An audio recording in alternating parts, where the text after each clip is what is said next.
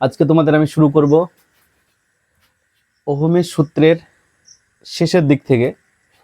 এবং ওহমের সূত্রটা আমরা এর আগের দিন গাণিতিক কিছু অঙ্ক করেছিলাম এবং ওহমের সূত্রটা বুঝেছিলাম। তোমরা যদি আমার ভিডিও থেকে কিছু উপকার পেয়ে থাকো তাহলে সাবস্ক্রাইব শেয়ার করে দিও, আর লাইকটা করে দিও এবং বন্ধুদের সঙ্গে শেয়ার করবে।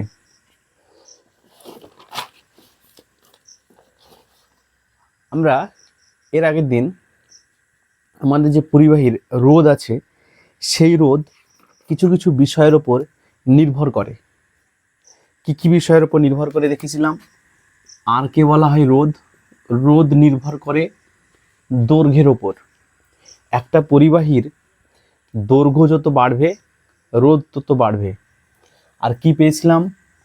পরিবাহীর রোধ প্রস্থচ্ছেদের ক্ষেত্রফলের সঙ্গে ব্যস্তানুপাতিক। ওর যে প্রস্থচ্ছেদ থাকবে সেই প্রস্থচ্ছেদের যে ক্ষেত্রফল তার সঙ্গে ব্যস্তানুপাতিক। এ মানে এরিয়া। আর কি ছিল? রোধ রোধাঙ্কের সঙ্গে ব্যস্তানুপাতিক। রোধাঙ্ক কি? রোধাঙ্ক হলো পরিবাহীর প্রকৃতি, মানে পরিবাহীটা কি প্রকৃতির হবে বা কোন ধাতু দিয়ে তৈরি। যদি ধাতু ভিন্ন ভিন্ন হয় তাহলে পরিবাহীর রোধাঙ্ক হবে ভিন্ন ভিন্ন। আমরা এই যে শর্তগুলো পেয়েছিলাম এইগুলো দিয়ে আমরা আজ অঙ্ক করব। এইখান থেকে আমরা লিখতে পারি R equal to rho L by A. এখানে আর বলা হয়, আর কে বলা হয় রোধ, রোকে বলা হয় রোধাঙ্ক, এল কে বলা হয় দৈর্ঘ্য, আর একে বলা হয় ক্ষেত্রফল, পরিবাহীর ক্ষেত্রফল। আমরা এর আগের দিন করেছি, তাও আমরা জাস্ট একবার ছবিটা বুঝিনি। এটা হলো একটা পরিবাহী,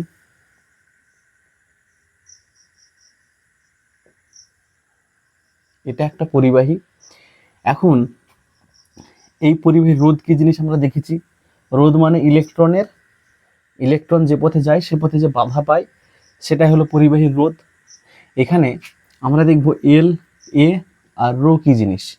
এল হলো এই পরিবাহীটা কতটা দৈর্ঘ্য, এই পরিবাহীটার কতটা দৈর্ঘ্য সেটা এল। আর এ কি?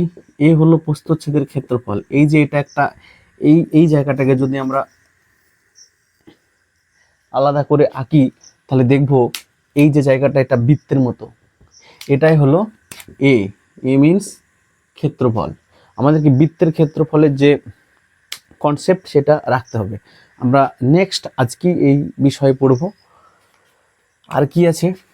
আর আছে রোধাঙ্ক। রোধাঙ্ক মানে রো। এই রোটা কি জিনিস? রোটা হলো এই ধাতুটা কি প্রকৃতির সেটা। তাহলে আমরা এই যে R equal to rho L by A, এই দিয়ে আমরা আজকে অঙ্ক করব।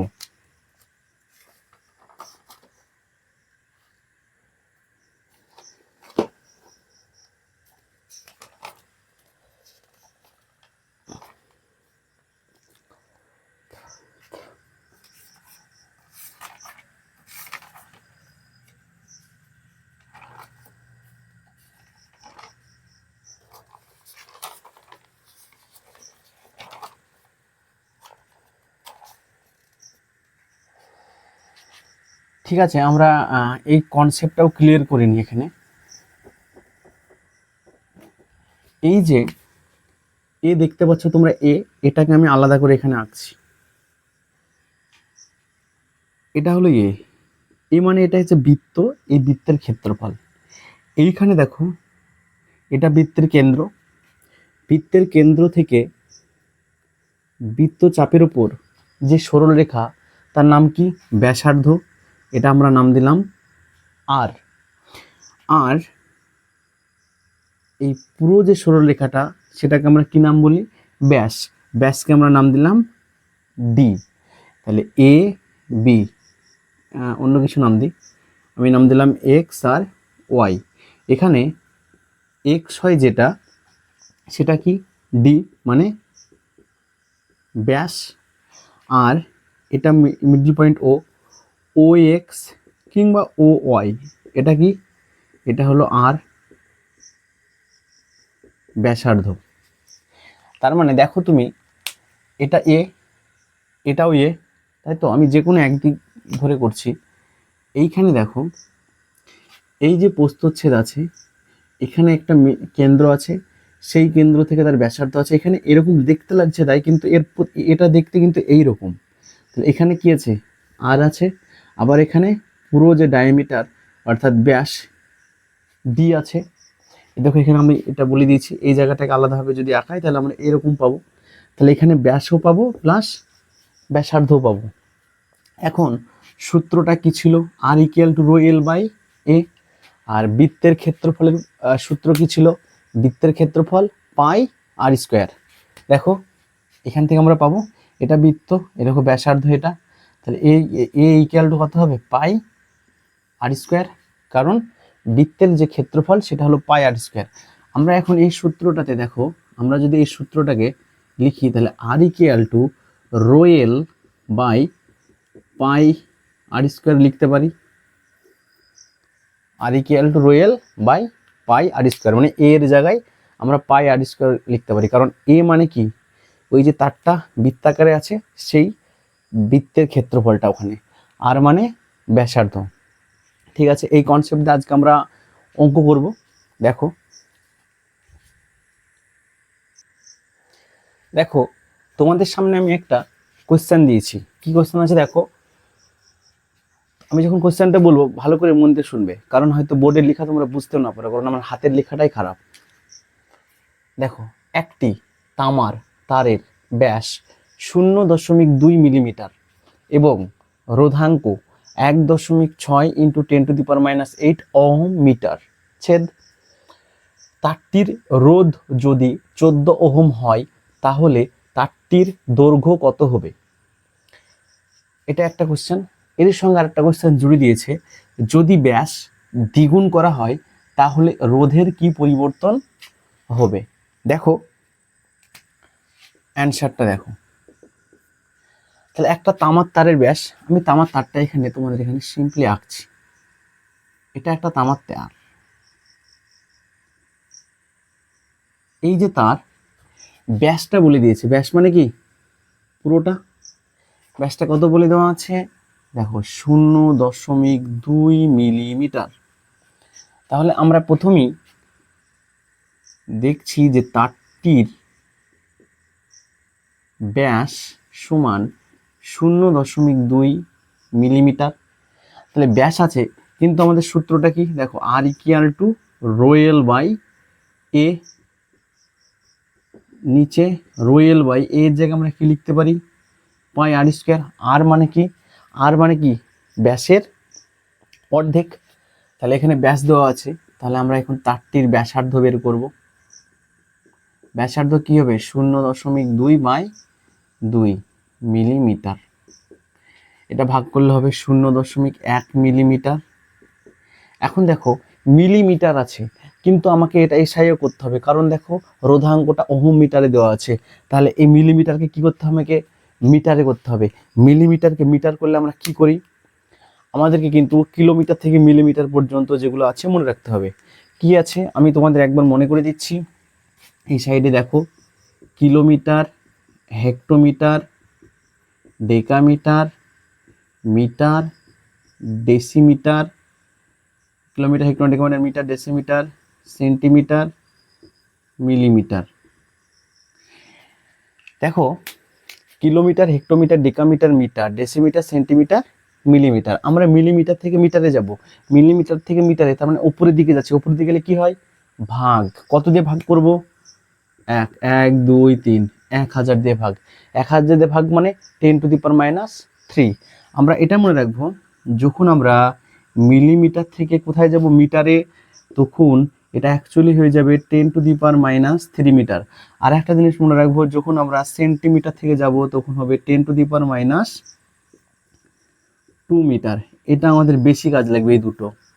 আর আমরা এইভাবেই লিখবো, এখানে 1000 দিয়ে ভাগ করতে যাব না, যদি করতে যাই এইভাবে তাহলে কিন্তু ক্যালকুলেশনটা কঠিন হয়ে যাবে। আমরা মনে রাখবো যে 1 মিলিমিটার সমান 10⁻³ মিটার এবং 1 সেন্টিমিটার সমান 10⁻² মিটার। দেখো এবার এখানে তাহলে 0.1 মিলিমিটার। এখানে আমরা কি করব দেখো, 10⁻³ এটাকে আমরা 1/10 করতে পারি, ইন্টু 10⁻³ এত কি মিটার। ক্যালকুলেশন করলে 10 ওদিকে চলে গেল উপরে,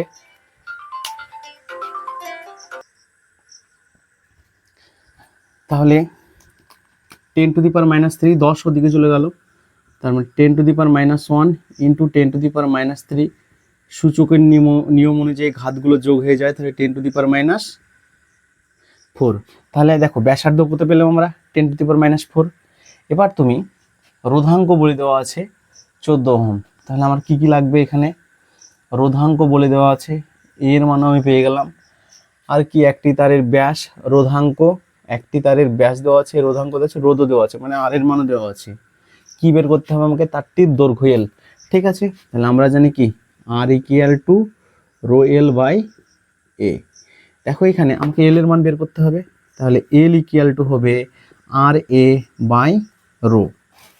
দেখো আর এর মান কত আছে এখানে 14, এ মানে কি, এ মানে কি পাই আর স্কোয়ার, তাহলে পাই আর মানে 10⁻⁴ তার স্কোয়ার। নিচে চলো রো এর মান কত আছে 1.6 ইন্টু 10⁻⁸।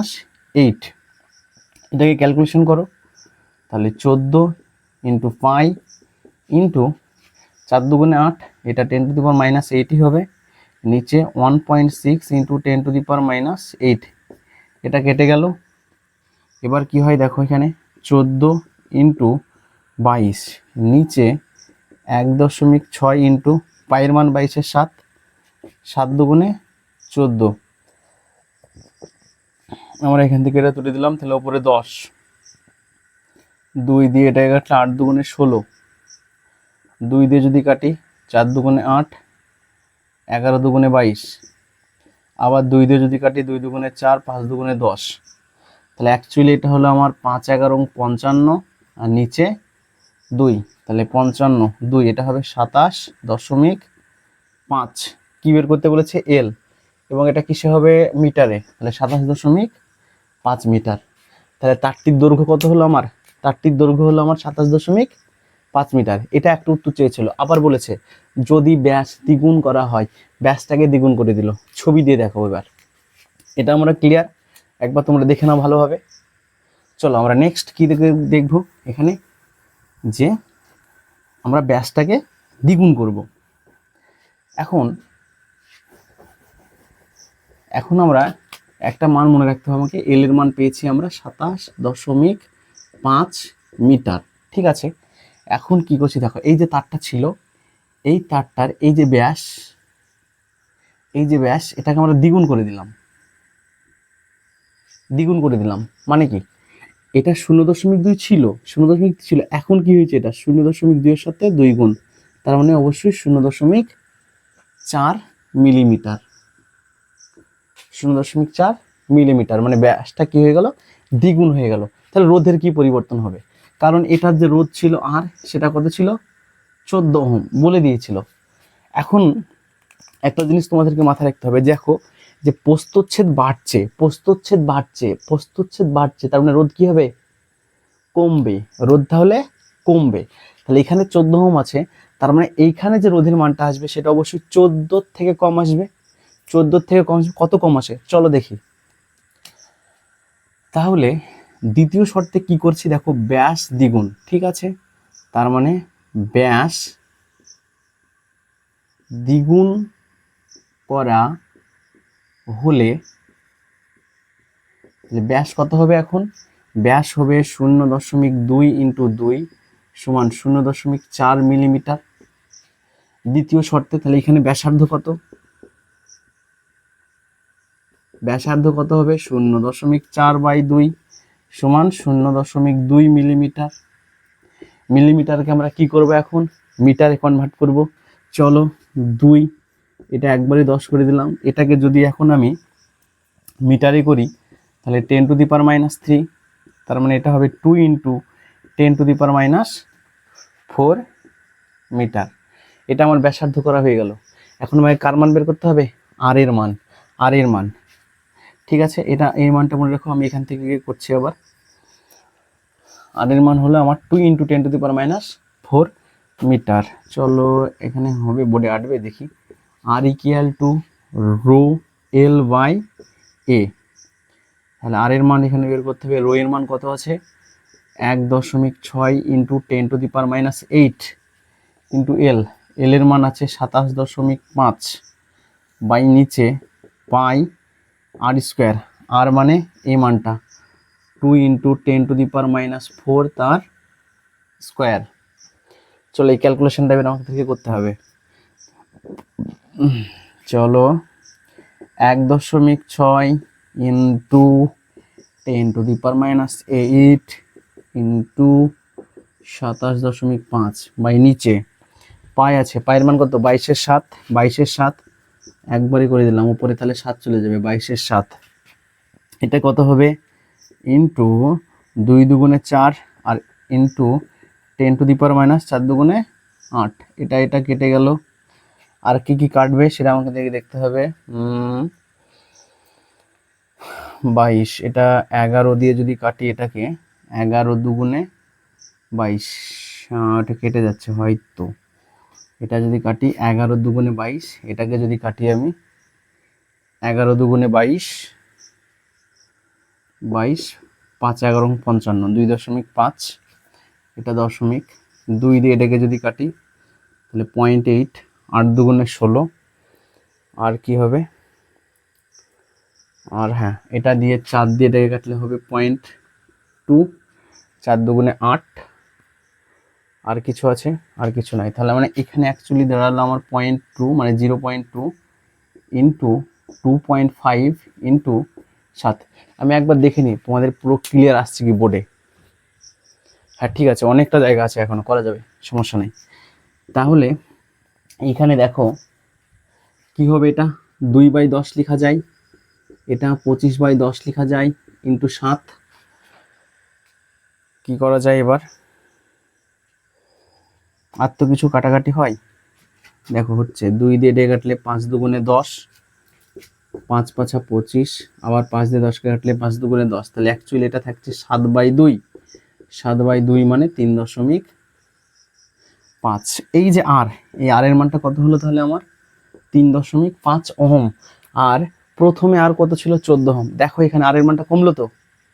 যদি তোমার উত্তরটা মানে এইখানে যে আর, এই আর এর মানটা যদি ওই আগের আর এর মানের থেকে বেশি হতো, তার মানে তোমাকে ভাবতে হবে তোমার অঙ্ক একদম 100% ভুল হয়েছে। কারণ এখানে প্রস্থচ্ছেদটা বাড়ছে, তার মানে আর কমবে। তাহলে দেখো এখানে 3.5। এখন এই ব্যাসকে যদি দ্বিগুণ করা হয় তাহলে বলেছে রোধের কি পরিবর্তন হবে। তাহলে রোধের কি পরিবর্তন হবে তাহলে সেটা লিখি। অর্থাৎ রোধের পরিবর্তন যেটা হবে, 14কে 3.5 দিয়ে ভাগ করো, তাহলে এটা হবে অ্যাকচুয়ালি 4। তার মানে রোধ 4 গুণ কমে যাবে। তাহলে লিখবো অতএব রোধ 4 গুণ কমে যাবে। বুঝেছো? এইভাবে তোমাদেরকে অঙ্কগুলো করতে হবে। এই যে R equal to rho L by A, যদি সিম্পলি এ ক্ষেত্রফল দিয়ে দেয় তাহলে তো কোনো সমস্যা নাই, কিন্তু ওইখানে যে ওই ক্ষেত্রফলের ভিতরে ব্যাস, ব্যাসার্ধ এগুলো চেঞ্জ করে যদি দেয় তাহলে কিন্তু আমাদের অনেকটা মানে করতে, হয়তো অঙ্কগুলো করতে এরকম একটু ক্যালকুলেশন করতে হবে। কিন্তু দেখো ক্যালকুলেশনগুলো কিন্তু ইজি, ক্যালকুলেশনে কোনো কঠিন কিছু নাই। হ্যাঁ চলো আমরা তোমাদেরকে কিছু গল্প শোনাবো আজকে। সেটা হলো 1752 সালে আমেরিকায় বেঞ্জামিন ফ্র্যাঙ্কলিন নামে একজন বিজ্ঞানী একটা ঘুড়ি উড়াচ্ছিল। এবার সে কি করেছে, যে ঘুড়িটা উড়াচ্ছে সেই ঘুড়ির যেটা তোমার আকাশে যায়, যে মানে যেটা ঘুড়ির মতো থাকে, মানে যেটা তোমাদের ঘুড়ি থাকে না, মানে এরকম একটা ঘুড়ি থাকে, দিয়ে তুমি সুতা দিয়ে এখান থেকে কেউ ধরে আছে। এবার এইখানে ও কি করেছে, একটা লোহার দণ্ড দিয়ে দিয়েছে, একটা লোহার দণ্ড, আর সুতোর এই প্রান্তে একটা চামচ রেখেছে। কি হচ্ছে, তখন কিন্তু ম্যাঘ হয়েছিল আকাশে। আমি গল্পটা বলার জন্য তোমাদের কিছু ছবিও আঁকতে হবে, তাহলে তোমরা বুঝতে পারবে ব্যাপারটা। এটাও মুছে দিলাম তোমাদের এই অঙ্কটা।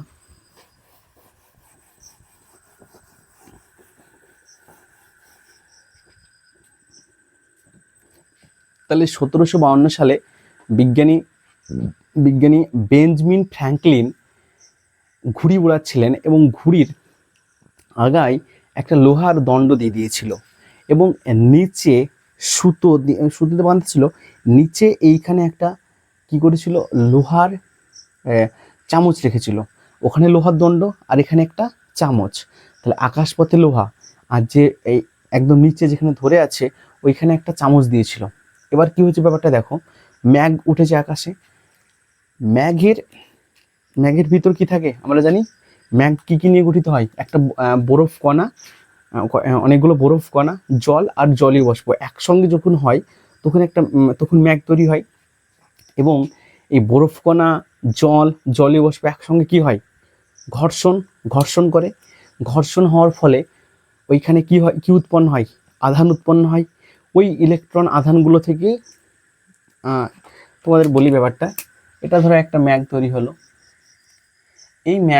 এই ম্যাঘের মধ্যে এই মেঘের ভিতর কি আছে? সরি, আমি বারবার তোমাদেরকে মেঘ কথাটা অন্যভাবে বলে দিয়েছি। এই মেঘের ভিতর কি আছে? এই মেঘের ভিতর আছে বরফ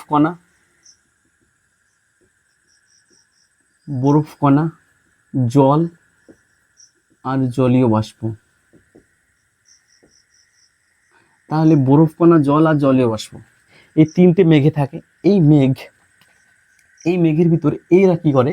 ঘর্ষণ করে নিজেদের মধ্যে। ঘর্ষণ করার পরে ঋণাত্মক আধানগুলোকে নিচের দিকে জমা করে। এগুলো ঋণাত্মক আধান। আর ধনাত্মক আধানগুলো মেঘের উপরে থাকে। এগুলো ধনাত্মক আধান আর এগুলো ঋণাত্মক আধান। এটা হলো পৃথিবীর। এবার পৃথিবীর এখানে থাকে ধনাত্মক আধান, এখানে ঋণাত্মক আধানও থাকে, কিন্তু ধনাত্মক আধান তুমি, কারণ ধনাত্মক ও ঋণাত্মক একসঙ্গে আকর্ষণ করে।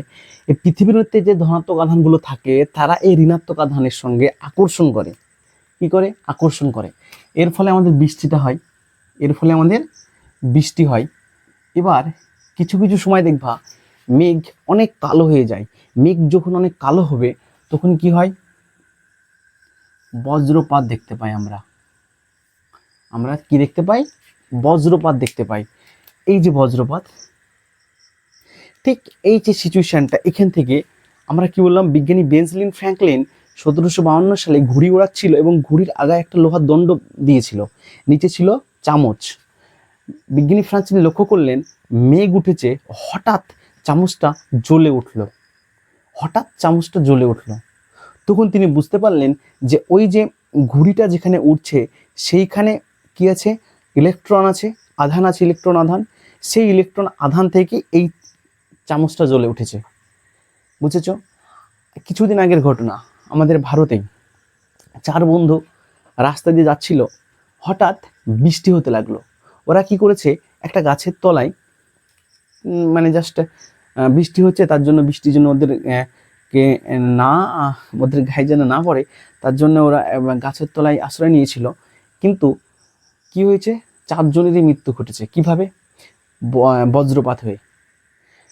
কারণ এই যে ইলেকট্রন আধানগুলো আমাদের এই পৃথিবীর কাছাকাছি যে বস্তু পাবে তাকে আকর্ষণ করবে। কাছাকাছি যে বস্তু পাবে, আমরা জানি গাছ উঁচুতে আছে, গাছ যদি উঁচুতে থাকে তাহলে এই যে ইলেকট্রনের আধানগুলো কাকে আগে আকর্ষণ করবে? গাছকে।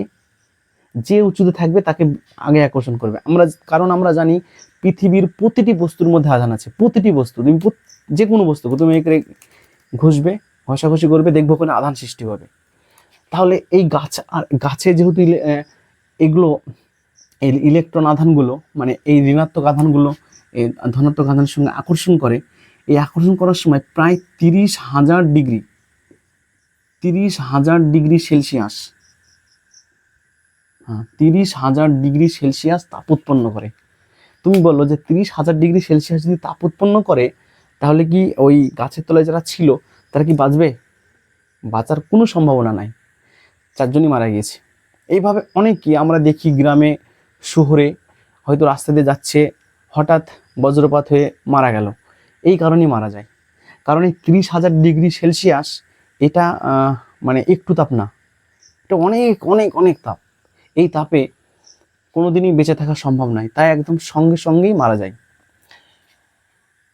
এটাই হলো আমাদের মেঘ থেকে বজ্রপাত বৃষ্টি হওয়ার একটা ব্যাখ্যা।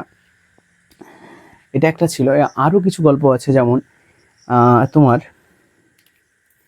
ইলেকট্রিক তারে ঘুড়ি আটক, এটা ঠিক আছে। হ্যাঁ, আর একটা গল্প আছে তোমার, ব্রাজিলে 2019 সালে একটা মেয়ে বাথরুমে মোবাইল নিয়ে গেছিল। এখন তো আমরা অনেকেই বাথরুমে মোবাইল নিয়ে যাই, অনেকেই, তোমরাও নিয়ে যাও হয়তো। চলো, বাথরুমে কি হয়েছে, মেয়েটা বাথরুমে মোবাইল নিয়ে গিয়েছে। ওর বাথরুমে কি ছিল, চার্জিং, মানে চার্জ দেওয়ার সিস্টেম ছিল, মানে মোবাইলে চার্জ দেওয়া যাবে। ও বাথরুম করা অবস্থায় মোবাইলে চার্জ দিচ্ছে।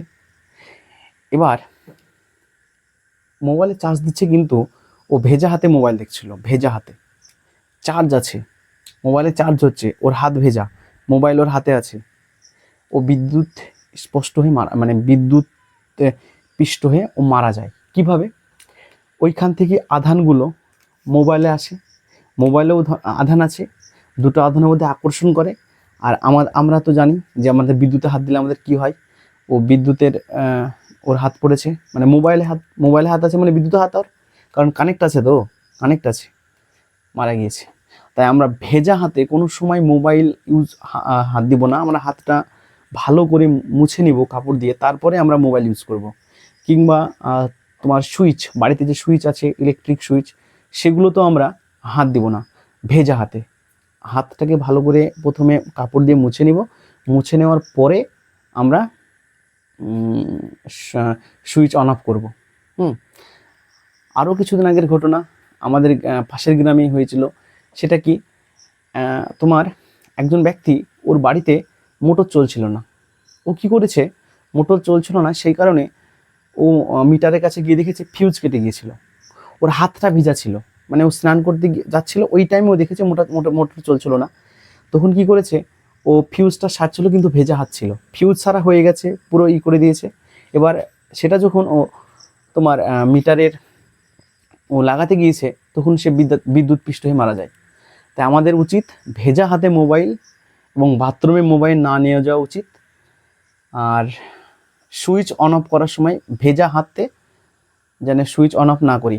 আর যদি মেঘ যদি আকাশে দেখি যে মেঘ আকাশে উঠেছে, তাহলে আমরা রাস্তায় বেরোবো না, কারণ এখানে দেখছি যে যদি বজ্রপাত হয় 30,000 ডিগ্রি সেলসিয়াস তাপমাত্রা তোমাকে মেরে দিতে পারে। তুমি দেখতে পাচ্ছ বজ্রপাত হওয়ার সময় 30,000 ডিগ্রি সেলসিয়াস যে তাপ হয়, সেখানে কিন্তু তোমার বাঁচার কোনো সম্ভাবনাই নাই।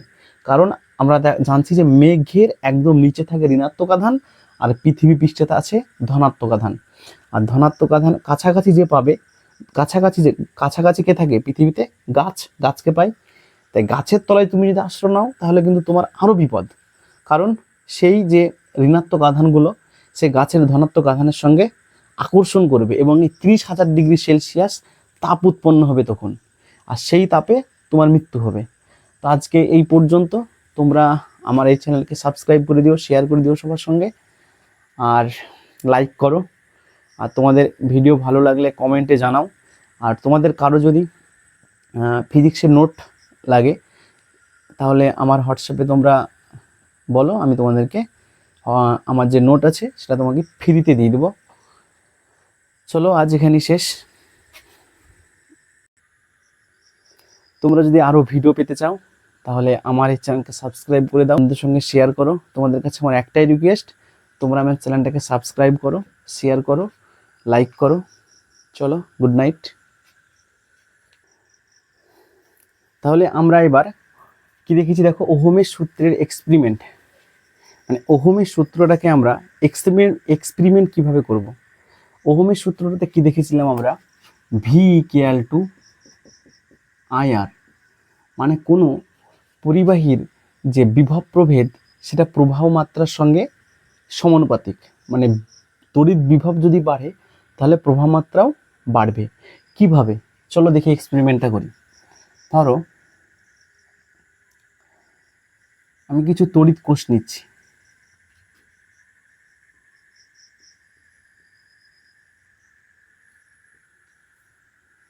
চলো এগুলো তড়িৎ কোষ, এটা পজিটিভ, এটা negative, positive negative positive, negative positive. এখন এইখানে একটা রোধ দিলাম, এটা রোধ আছে। এবার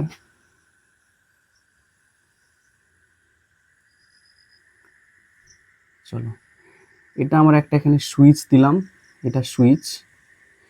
এখানে আমরা একটা ভোল্ট মিটার দিলাম, এটা ভোল্ট মিটার, ভি মানে ভোল্ট মিটার। আর এইখানে একটা অ্যাম মিটার দিলাম, এটা সুইচ। এটা হলো SWITCH সুইচ, এটা অ্যাম মিটার। আর এটা হলো ভোল্ট মিটার। এগুলো হলো তড়িৎ কোষ, এগুলো তড়িৎ কোষ। এখন দেখো, আমরা এইখানে হলো 3টে ব্যাটারি নিয়েছি, আমি আরও ব্যাটারি নিতে পারি। কি করব, আমি বলেছি যে ভোল্টেজ যদি বাড়ে তাহলে কি হবে, প্রবাহ মাত্রা বাড়বে। তার মানে তোমরা তোমাদের বাড়িতে খেয়াল করে দেখবে, সন্ধ্যের সময় অনেক সময় কি হয়, তোমাদের বাড়ির যে বাল্বগুলো থাকে সেগুলো কি হয়, মানে আস্তে আস্তে আস্তে আস্তে জ্বলে। তখন তোমরা কি করো, ভোল্টেজ কম, তাই না? কিন্তু অ্যাকচুয়ালি এই যে ভোল্টেজ কমে গেল না, আবার দেখবে রাত্রি 12টার পরে তোমার যে বাল্ব ফ্যান সেগুলো আরও স্পিডে ঘুরে। কেন ঘুরে? ভোল্টেজ বেশি, তার মানে কি প্রবাহ মাত্রা বেশি। তুমি যত ভোল্টেজ বেশি পাবে তত তোমার প্রবাহ মাত্রা বেশি। প্রবাহ মাত্রা বেশি মানে তোমার বাড়িতে যে বাল্ব আছে, তারপরে তোমার ফ্যান আছে, সেগুলো কি হবে, বেশি। ফ্যান তো বেশি জোরে ঘুরবেই, আর বাল্বের যে পাওয়ার সেগুলো বাড়বে, মানে তুমি বেশি আলো পাবে। ঠিক সেটাই আমরা এখানে এক্সপেরিমেন্ট করবো, এটা কীভাবে ঘটছে। দেখো, এটা একটা তার, এই যে এটা একটা তার, আমাদের বাড়িতে যে তার থাকে না, সেই তার। একটা সুইচ এখানে ভিড়িয়ে দিয়েছি, এটা সুইচ। এই যে এখানে একটা রোধ, রোধ মানে তুমি ধরো এখানে একটা ফ্যান লাগানো আছে, কিংবা ধরো বাল্ব লাগানো আছে, হ্যাঁ। কিন্তু আমরা কিন্তু রোধ কি জিনিস সেটা কিন্তু এর আগের দিন দেখেছি। রোধ হলো পরিবাহীর মধ্যে ইলেকট্রনের যে বাধা, সেটি হলো রোধ। এখন এটা রোধ। এবার এইখানে একটা অ্যামমিটার লাগিয়েছি, এটা অ্যামমিটার না, ঠিক আছে, অ্যামমিটার লাগিয়েছি, এটা হলো ভোল্ট মিটার। চলো, আমরা এখন একটা ব্যাটারির সাথে কানেক্ট করছি, মানে এই ব্যাটারির সঙ্গে এটা কানেক্ট করে দিলাম। এই দেখো, একটা ব্যাটারি, মানে ব্যাটারি বা তড়িৎ কোষ আর ব্যাটারি কিন্তু একই কথা না। জাস্ট আমি বলছি তোমরা একটা বোঝো, ব্যাটারি কিংবা তড়িৎ কোষ যে কোনো জিনিস তোমরা এটা এক্সপেরিমেন্টটা বুঝো। এই একটা তড়িৎ কোষ, আমি একটা তড়িৎ কোষের সঙ্গে তারটাকে আমি জুড়লাম। এখন বলো, একটা তড়িৎ কোষে যখন আমি জুড়েছি, এটাকে অ্যামমিটার, মানে এটাকে আমি ভোল্ট মিটার দিই, তাহলে বুঝতে সুবিধা হবে তোমাদের। এটা অ্যামমিটার দিই, ঠিক আছে, এটা ভোল্ট মিটার, এটা হলো ভোল্ট মিটার, আর এটা হলো অ্যামমিটার। এখন দেখো, আমি যখন একটা তড়িৎ কোষের সঙ্গে তারটাকে জুড়লাম, সুইচ অন করে দিলাম, চলে আসলো। আসার পরে এখানে ভোল্টেজ কিছু একটা পাবে, তার ফলে এখানে যে তড়িতের প্রবাহ কোন দিকে হবে, এদিকে হবে না তড়িতের প্রবাহ, এদিকে ইলেকট্রনের প্রবাহ। এখন এই যে তড়িতের প্রবাহটা হচ্ছে, সেটা কি হবে, এটা যদি আমি ফর এক্সাম্পল দিলাম, এটা যদি 2 ভোল্ট হয় তাহলে এটাও আমার 2 অ্যাম্পিয়ার হবে। এটা যদি 2 ভোল্ট হয় এটা আমার 2 অ্যাম্পিয়ার হবে। বুঝেছো? ফোনটা কেটে দাও তো, ফোনটা কেটে দাও। কে, তমিজ? ঠিক আছে, এত রাত্রেও সবাই ফোন করে আমাকে। চলো দেখি,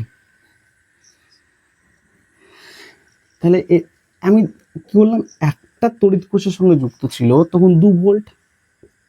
এখন আমি একটা ব্যাটারি, মানে একটা ব্যাটারি, তোমরা ব্যাটারি দিয়ে বুঝো, একটা ব্যাটারি ছিল, আমি কি করলাম, দুটো ব্যাটারি নিয়েছিলাম, দুটো ব্যাটারি, ঠিক আছে। এদিকে কানেক্ট আছে, আমি এটা দিয়ে এবার দুটো, মানে এটা দিয়ে যুক্ত, মানে এখানে দুটো ব্যাটারি যুক্ত আছে। দুটো ব্যাটারি যুক্ত করলে কি হবে, ভোল্টেজ কি হবে, বাড়বে। দেখো, এখানে আমি ধরলাম এবার 3 ভোল্ট হয়ে গেল, তাহলে কি হবে, তড়িতের প্রবাহটা বাড়বে না কমবে, এটাও বাড়বে, তাহলে এটা হয়ে যাবে 3 ভোল্ট। দেখো, ভোল্টেজ যদি বাড়ে তাহলে কি হচ্ছে, প্রবাহর মাত্রা কি হচ্ছে, বাড়ছে না, মানে কারেন্টটা কি হচ্ছে, বাড়ছে। আমি এবার এইখানে কানেক্ট করলাম, মানে এবার 3টে ব্যাটারি একসঙ্গে যুক্ত আছে, তার মানে আমি ধরলাম এটা 4 ভোল্ট, তাহলে এটাও কত অ্যাম্পিয়ার হবে, 4 অ্যাম্পিয়ার। তার মানে ভোল্টেজ যত বাড়ছে প্রবাহ মাত্রা তত বাড়ছে। তার মানে এখান থেকে আমরা কি বুঝছি, যে ভোল্টেজ প্রবাহ মাত্রার সঙ্গে সমানুপাতিক। এটাই তো ওহমের সূত্র ছিল, এটাই ওহমের সূত্রের এক্সপেরিমেন্ট। তোমরা বাড়িতে করে দেখবে, প্রথমে একটা ব্যাটারি যুক্ত করবে। আমি ফর এক্সাম্পল তোমাদের একটা উদাহরণ দিচ্ছি। তোমাদের বাড়িতে সবারই টর্চ লাইট আছে, সবারই বাড়িতে টর্চ লাইট আছে। তুমি কি করবে, ওই যে টর্চ লাইটের 3টে ব্যাটারি, ওটা তড়িৎ কোষ বলা হয়, 3টে তড়িৎ কোষ একসঙ্গে দাও। বা কারো কারো হয়তো টর্চ লাইটে 2টো ব্যাটারি লাগে, কারো ব্যাটারিতে কারো টর্চ লাইটে একটা ব্যাটারি লাগে। এবার দেখবে তোমরা কারো একটা ব্যাটারিতে কারো একটা টর্চ লাইটে একটা ব্যাটারি আছে, সে যখন লাইট মারছে সেম কোম্পানির সেম ফিচার্সের আর একটা টর্চ লাইট, তার আবার 3টে তড়িৎ কোষ আছে।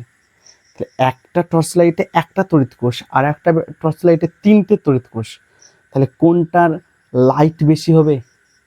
যেটাতে 3টে ব্যাটারি আছে যে টর্চ লাইটে, সেই টর্চ লাইট থেকে আমি বেশি আলো পাবো। কারণ কি? তার প্রবাহ মাত্রা বেশি। আবার যদি বলি ওই একটা ব্যাটারিতে যে একটা ব্যাটারিতে যে টর্চ লাইটটা ছিল, সে হয়তো 15 মিনিট পরে তার আলোটা কমে গেল, মানে প্রবাহ মাত্রা কমে গেছে।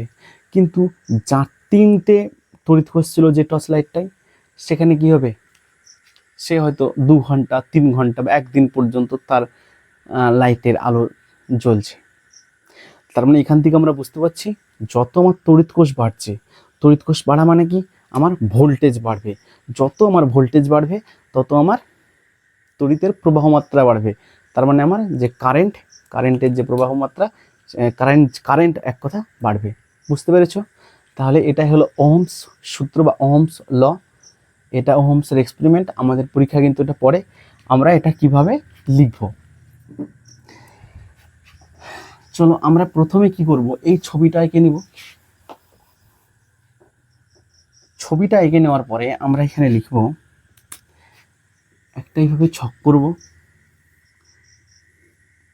যখন কারেন্ট ভি ছিল তখন প্রবাহ মাত্রা আই, যখন ভোল্টেজ ভি ছিল তখন প্রবাহ মাত্রা আই, যখন ভোল্টেজ 2V ছিল তখন প্রবাহ মাত্রা 2I, যখন ভোল্টেজ 3 ভোল্টেজ ছিল তখন প্রবাহ মাত্রা 3I।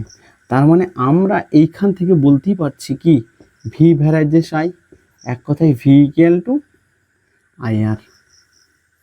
আর মিনস রোধটা এখানে আমরা দেখো কনস্ট্যান্ট রেখেছি, রোধটা কিন্তু এখানে ধ্রুবক, রোধের কোনো পরিবর্তন কিন্তু করছি না। তার মানে এখান থেকে আমরা বলতে পারি V/I ইকুয়াল টু R।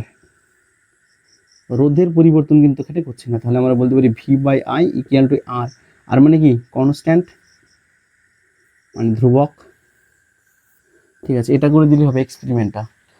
পরীক্ষার জন্য এটা খুবই ইম্পর্টেন্ট, পরীক্ষায় পড়ে যে ওহমসের এক্সপেরিমেন্ট পরীক্ষাটি করো, বা ওহমসের সূত্রটাও লিখতে দেয়, ওহমের সূত্রের বিবৃতি করতে দেয়, খুবই ইম্পর্টেন্ট। এক্সপেরিমেন্টটা অবশ্যই তোমরা করবে। চলো আজ এই পর্যন্ত, গুড নাইট।